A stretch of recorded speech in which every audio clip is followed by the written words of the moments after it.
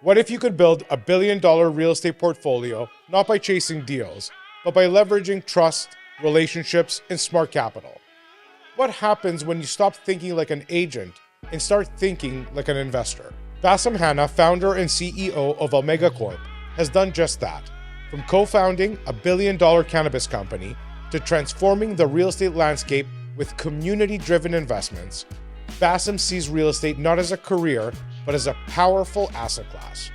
With over $1 billion in active and completed projects, he has mastered the art of scaling wealth while never burning bridges, a rare feat in this industry. On this episode, Basem shares how real estate professionals can think bigger, invest smarter, and leverage their networks to build true long-term wealth. Whether you're an agent looking to transition into investment, an entrepreneur ready to scale, or a seasoned investor seeking new strategies, this conversation is packed with insights you won't hear anywhere else.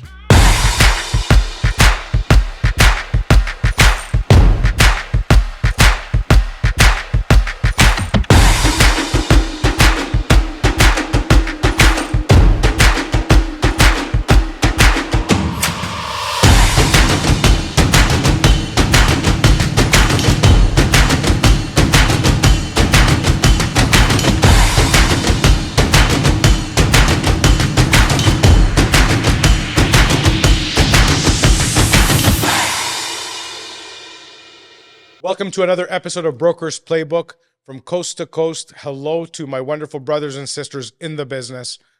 Today, I am having a good friend, developer, and entrepreneur, Mr. Basem Hanna of Almega Corp, on the show. He is going to share with us a wealth of information, and we're diving in now. Welcome, Basem. Thanks for having me. It's my pleasure, my man. You come from such an interesting background, and you are very well known in the industry. For all those who know you, wonderful. For those who don't, can you please just give me the background of Mr. Hanna? Sure. Where did it all start? Well, we'll start at like when I graduated university. So I actually went to Ryerson for my first 2 years, and then I moved over into the Ivy Business School for my last 2 years of undergrad. From there, I did a small stint in management consulting at a company called Boston Consulting Group in their UK office. Realized I am very bad at consulting. I'm more operations, want to be in solving the problem as opposed to advising on the problem. And I decided to move into real estate. I got a job at a company called First Capital Realty in their acquisitions and development team. And I fell in love. They're a commercial. They're one of the largest grocery anchored retail landlords in Canada. They're publicly traded. I was fortunate enough to land a job in their acquisition and development team. And I really learned the ropes of how to buy and acquire at kind of an institutional level. And then little known fact, I left there when I was like 25, 24, and I tried to start my own business, fell flat on my face. We can talk about that later. And then I realized I needed more knowledge. So I went back and I got a job at a real estate private equity shop called the Rose Corporation, where I kind of rounded out my skills. I came in with the acquisitions and development skills that I learned in First Cap. And I left with, corporate structuring, financing, equity raising. Who owns Rose Corporation?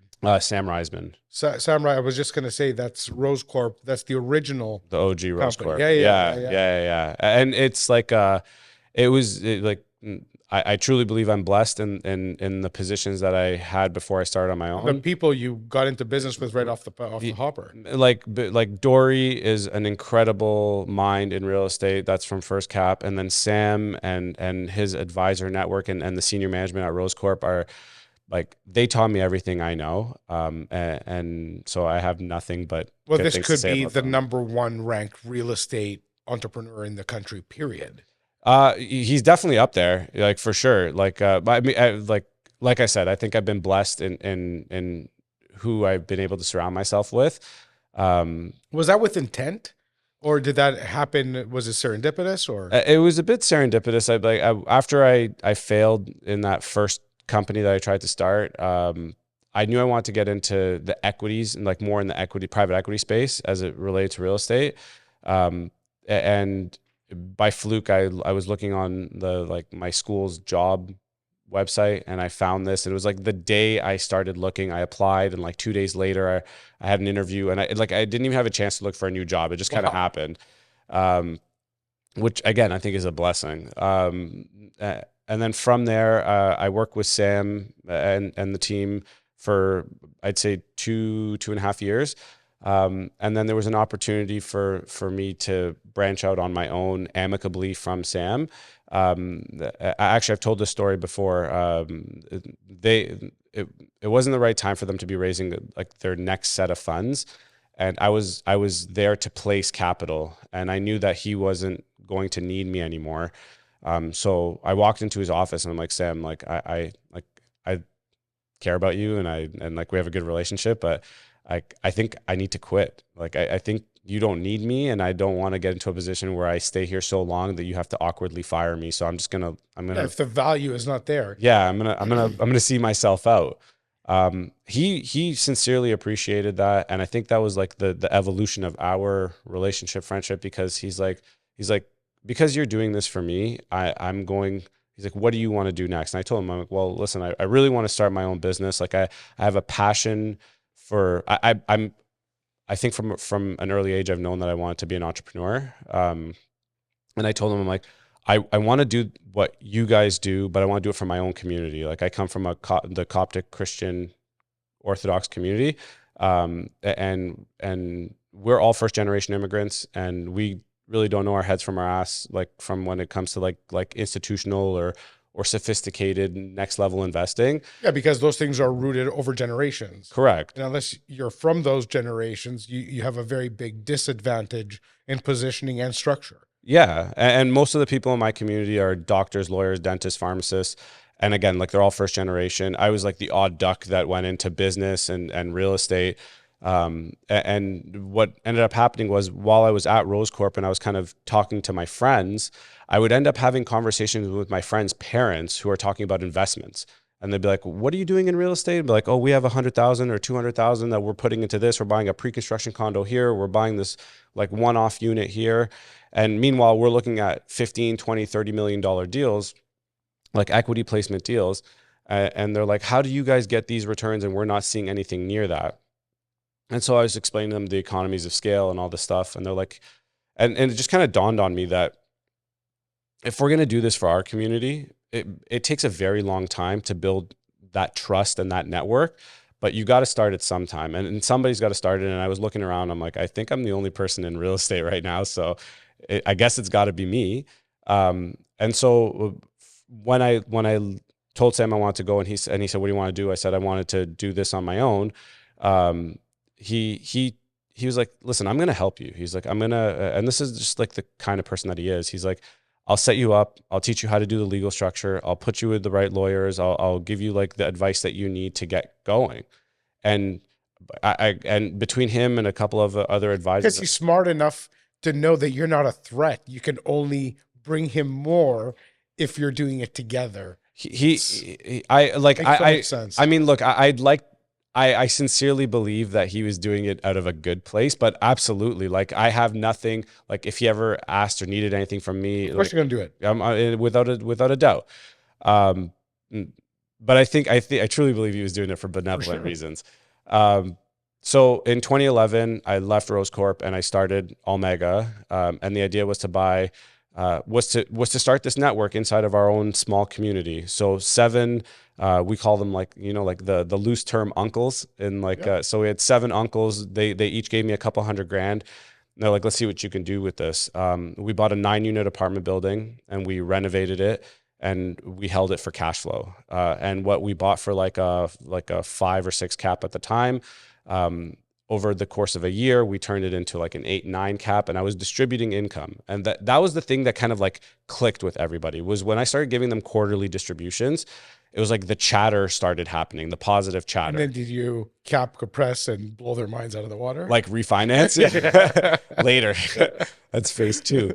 And then a 9-unit building turned into a 12-unit building, into a 20, to a 40. Then we started buying industrial buildings, and then commercial buildings, like street front retail.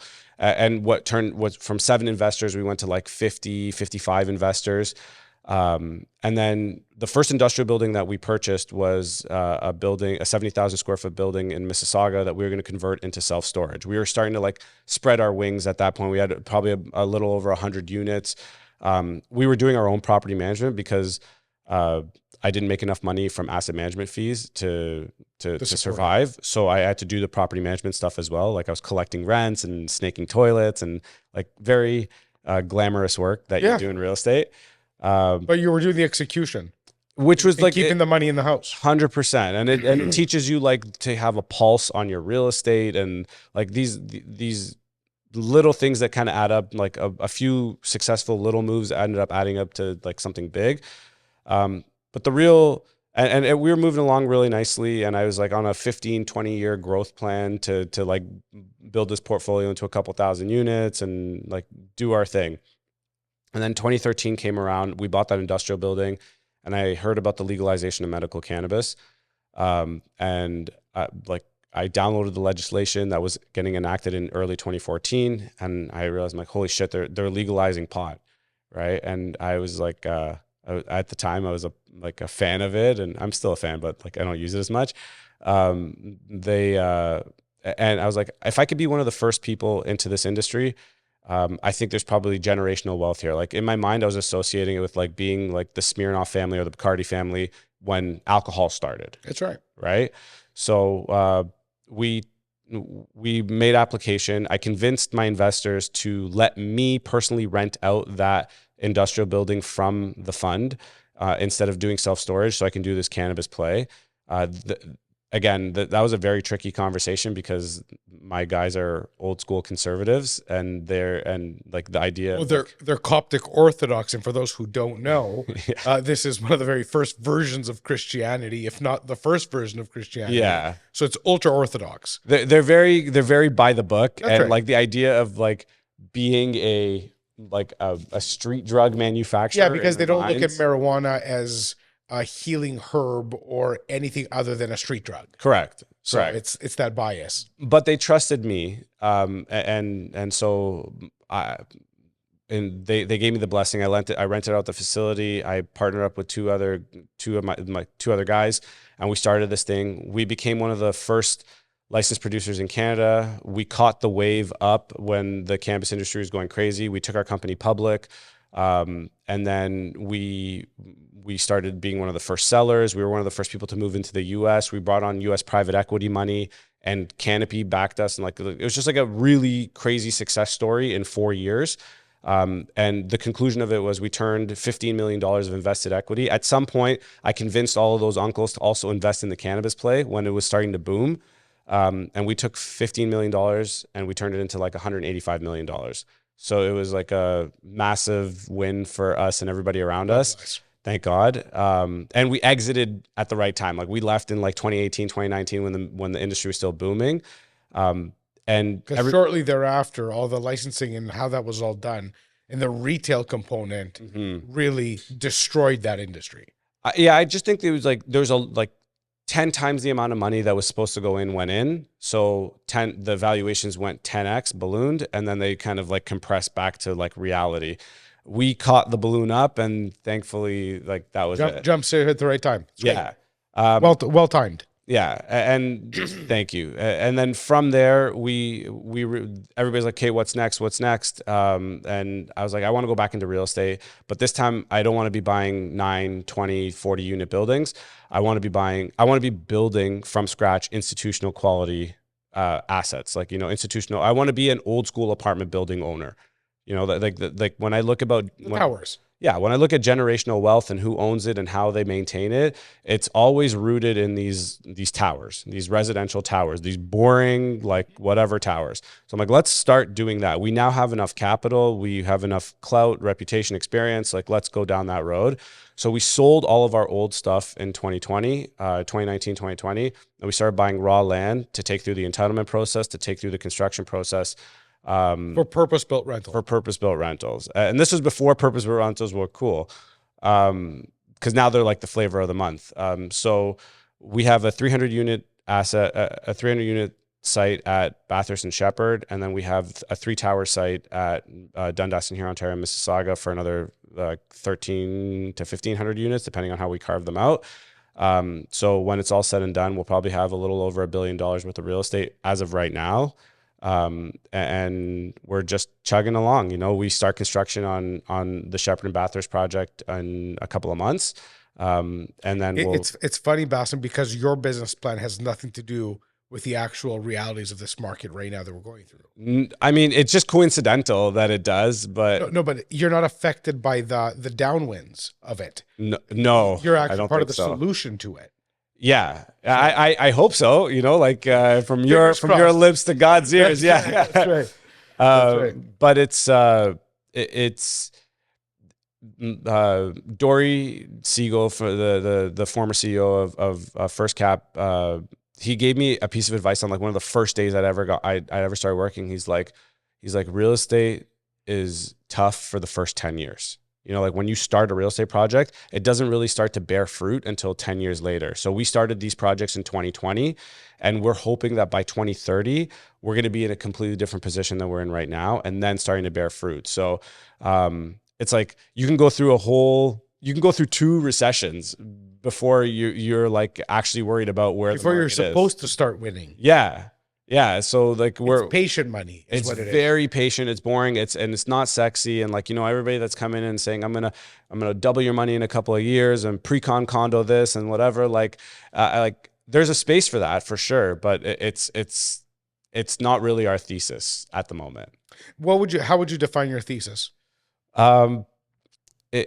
The creation of generational wealth. The thesis behind what Almega is the aggregation of capital, or like pooling people's capital together that could otherwise not do it alone, so that we can create generational wealth together. That's always been our thesis. And as far as Almega is concerned, only for my own curiosity, if Simeon Papailias wanted to invest with you, he would be using the Almega vehicle to do it with? Yeah, so every asset that we have is is a purpose-built fund.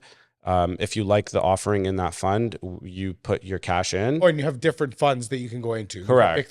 So each project is its protected own. Exactly. Yeah. And then when they're stabilized, there could be plans for us to create like a REIT or some kind of public vehicle. And that's kind of where like the cannabis experience is. Like, I'm not scared to take a company public. I know the process. I've done it. It's like, it doesn't really scare me. I also have my own exempt market dealer, which is something that I got along the way to help me raise capital. So there's like, those are like phase 2, but the basic concept is easy. Like, buy, hold, produce, and only hold if you think you're going to produce cash flow. Like, don't build to sell, build to own long term. Well, I'll tell you what, this is extremely interesting.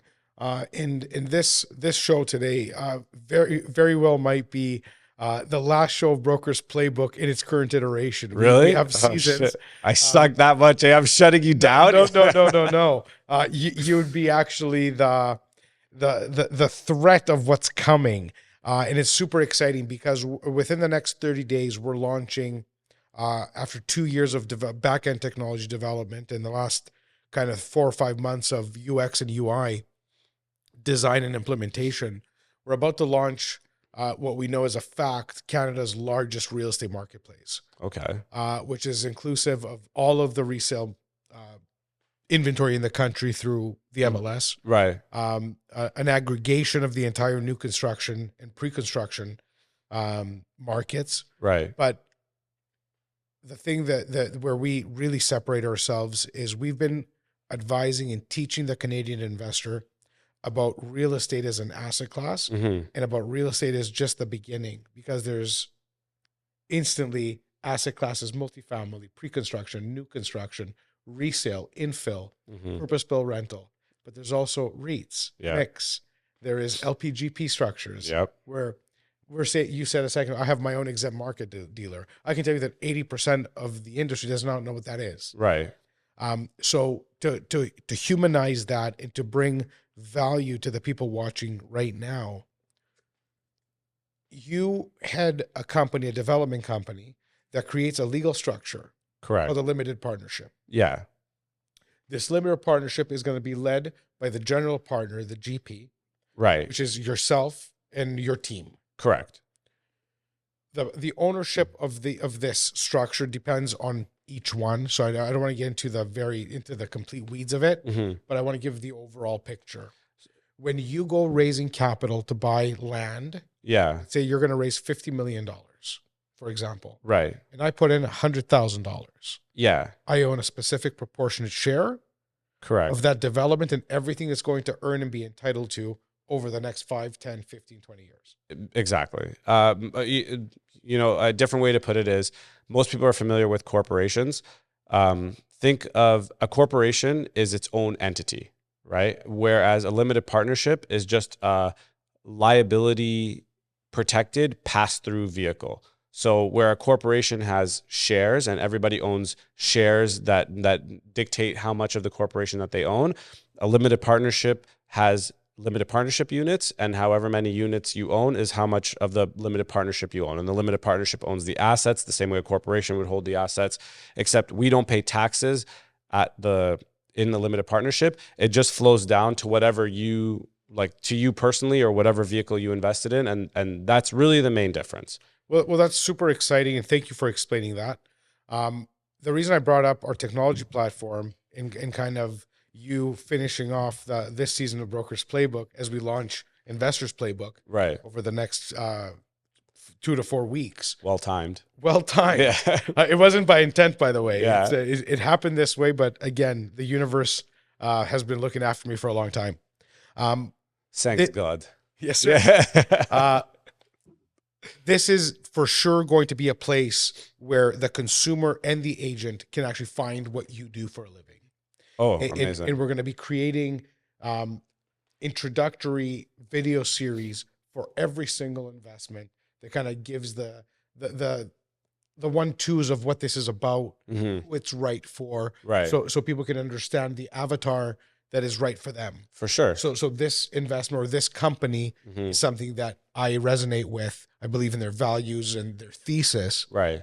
Versus a company who's looking to monetize in 5 years.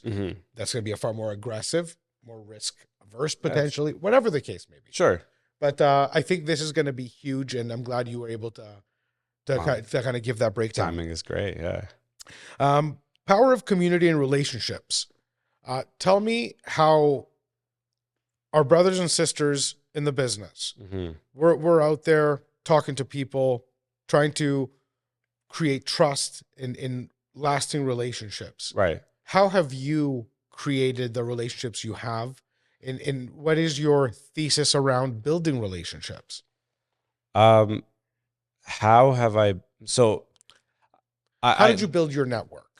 Legit, it starts from like figuratively and factually from God. Like my network started inside of church. So like to give you context, when my parents first immigrated and I was like 5 years old, the church absorbed us, like every immigrant like congregated towards church, or if you're Muslim, the mosque, or Hindu, the temple, like whatever it is, like you end up going into your like religious sphere and you talk to those people. I grew up in my church and watched the older generation start to achieve success, like as they went from being here for 0 years to 5 years, 10 years to 15 years, 20 years. Now their businesses are starting to like evolve.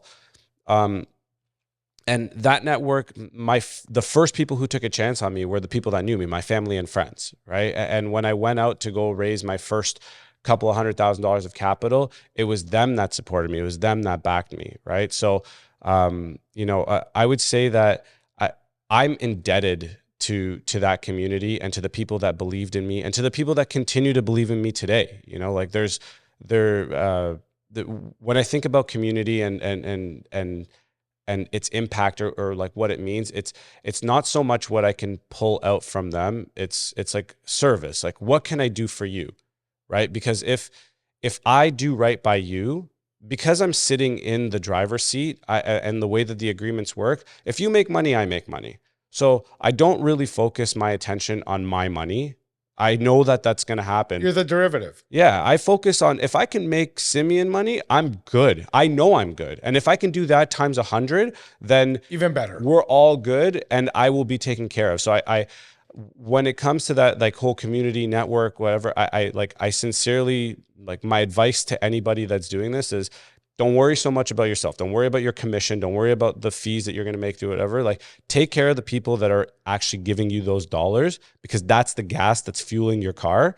And if you take them far, they will put more gas in.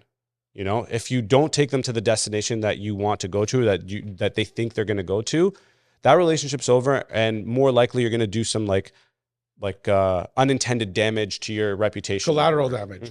So because you're hurting people and you didn't keep your word.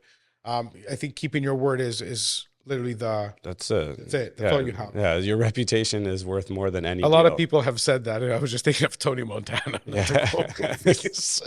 But all he has is he was a successful guy. He was a successful guy. Yeah, different industry. Yeah. I want to wrap our regular podcast because we're going to go into the extended community version because we have questions from the community for you specifically. Oh, okay, sure. But I want to take down real estate as an investment tool. Okay. So there's a realtor. Her name is Jane. She lives in Edmonton. How can she take what you do and bring it into her practice and her sphere? So how does she work with a developer to create wealth for her clients and herself? Okay.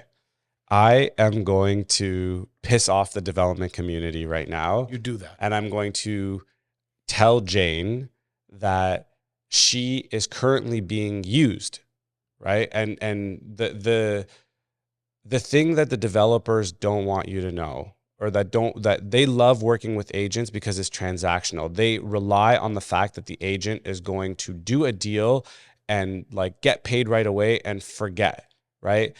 Jane wants to take this to the next level. Jane is the one bringing the client. She's prospecting the deal. She's underwriting and doing the due diligence. She's doing all the handles. She's doing the hardest part. She's also taking all the weight and risk, because if that development doesn't work, the client only remembers Jane. 100%. And the thing is, the minute that Jane brings that client to the developer, that developer has won, right? Like, that contract is binding, that. So what would I do if I were Jane in this market, or if Jane was looking to evolve? I would say that. And that's where I want you to focus on, because what I want Brokers Playbook to do is help people understand the opportunities in real estate. Look, there's absolutely no difference between me and like the men and women that work extremely hard in the brokerage community, except for the fact that I had really good teachers and mentors, right? And I think what you're doing in the Brokers Playbook is something that's so unique, because you're not just giving them the lip service that most other, people in their lives are doing, which is just like, I'm going to tell you exactly what you need to know so you can give me what I need. You're actually giving them the service of saying, here's the wizard behind the scene. Here's how this is why the machine is moving. This is why you're making your commission. And how you can take a piece of it. So what can Jane do? Jane can start her own network. If Jane is smart enough to be putting people in deals and raising capital and doing whatever, there's nothing to say that if she wants to stay in the agency world, that's fantastic. But she can underwrite the deals from an investment perspective, and not just show if I buy for today and I sell for X dollars plus, like if I buy for X today and X plus Y tomorrow is what I think it's going to sell for, therefore you're going to make money. If she can break it down into level 2, level 3 and say, here's how we're going to mitigate against this risk. Here's what we're going to do if the market goes down. Here's this, here's that. And she goes from being an agent to a investment consultant. I think that she will gain more knowledge. Her clients will truly appreciate that. And she'll be following the thesis that has made me successful, which was take care of the people that are entrusting you to take care of them. And the rest will follow suit. You might not make that commission today. Sometimes the best answer is don't do the deal.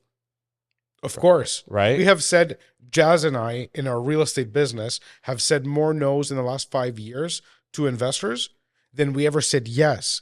And as a result, in this downturn market now, look at it, man. We are the only team that I know, and this is no cap, as the kids say. Yeah.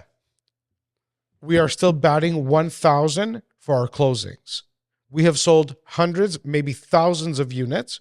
And I know people with 25% tank ratios. Yeah. That 25% of their clients are not able to close because they never took the time to underwrite.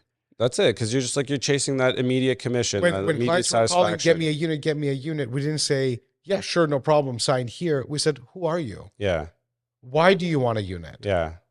On that That's point, consultancy. the who are you is so, not to shift focus too much, but on the exempt market dealer side, there is a fiduciary responsibility that I don't think people weigh appropriately, which is when you're saying, oh, all you need is $50,000 down to get this thing moving. But it's like, but take a minute to ask them, like, where are you going to get the other $750,000 that you need to close this thing? Can you qualify for the mortgage? Will this put a financial burden on you if you don't pass if the mortgage or if the bank devalues the asset on closing? Like, all these things that we're going through right now, like, fine, maybe no one was thinking about that 5 years ago, including myself, right? But now we know, right? So what does Jane do? Jane takes the lessons, like the beatings that we all have taken from 2023 till today, and probably moving into 2020, the rest of 2025. Yes. And become a smarter version of yourself. Become a more more powerful weapon that isn't just an agent. It is a financial advisor. It's a consultant. It's a friend. It's a person that's got your back, because that might not be the sexiest thing, but like, we're in real estate. It's a long-term game. Even if you're just doing pre-con condos, like from the time you buy a pre-con till the time you take occupancy, it's like 5 to 7 years. Like, you're in that relationship together, whether you like it or not.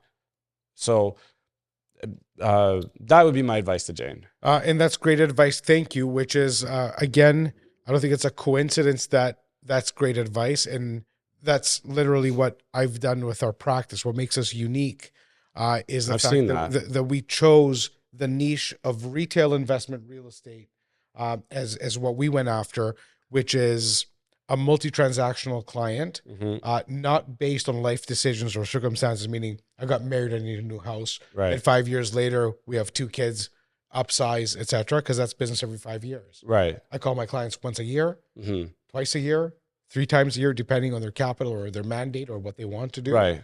And we transact 2 to 3 transactions per year, every year. And that's the difference. And I think that it's funny, and this is why you and I get along so well, is because I have a very similar approach. I don't go after institutional capital or family office money. I purposefully go after retail capital, $1 to $400,000 or $500,000 capital investments at a time, because those are my people. Those are the people that I resonate the most with. They're likely the first generations, or yes, the people that didn't come from money, and they're just starting to build their wealth. And like, they're like, now, like, okay, I got a couple $100,000. I want to put $100,000 to work, And maybe we're used to having that accountability, because when you actually work with people of that avatar, that specific avatar, the weight on your shoulders is excruciatingly heavy. Yeah. Because these are people who are investing either most of their money with you, or specifically what it took for them to get that money. That's more it than 100%. I get it, man. Institutional, somebody's BlackRock losing $100 million. Nobody bats an eye. They don't even know whose 100 million it is. Correct. Where your 50 clients are the people that you grew up with. Yeah. So there's thankfully now we have a few more than 50 clients. For sure. Yeah. Of course. In the scale, but the purpose of this is you enjoy making those people money, and you enjoy taking care of them. I to this day, I don't take somebody's money unless I meet them in person and I have a coffee with them. Like, that's like, I don't care if you're ready to invest. Your own version of a KYC. That I also have to do. But even if one of my team did the KYC, like, I need to look you in the eyes, and you need to understand who I am. And I hope to God I never get big enough where I can't do that, because that's one of the, when I wake up and I don't want to do my job, it's those coffees and those lunches that I think about when I'm like, you ain't doing this for you, bro. Like, Like, remind yourself, get your ass up and like work hard. And if times become tough, like that's my why, right? It's like, it's not my money, it's theirs. And Basem, for our regular audience, thank you for joining me on this episode. We are going to get into the community version, the extended version, in about 2 seconds. Let's do it. If anybody wants to reach out to you above and beyond, they can always come through Broker's Playbook and request your info. But for those listening, how does someone reach out to you directly? So Instagram. Instagram. My handle is Basem, BASEM _HANNA.com, or Basem _Hanna, or you can do it on our website, almegaco.ca. So ALMEGACO.ca. And then there's like a talk to us, or like a get in contact form there. Or, call me or go through Broker's Playbook. Yeah. Thank you for joining us. Thanks for having me. I appreciate that.